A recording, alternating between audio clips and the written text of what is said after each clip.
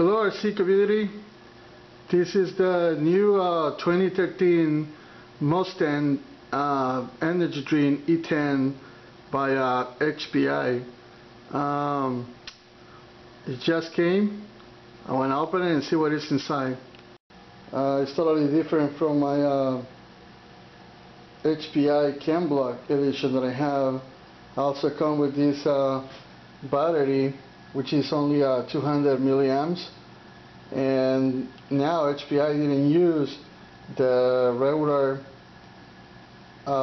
Things connector. Now they have the standard connector. Also the battery comes with the charger all set up for all different supply, set up for, like, you know, if you live in like Europe, they put the Europe connectors. Some parts right there, very little parts, and the batteries. And here's the vehicle. What I like about this is that this is a 110 scale, because I was trying to buy the RS4, which is the 118 scale of the new Chem Block Ford Fiesta edition. So I decided to go with this because it's a little bit, you know, bigger.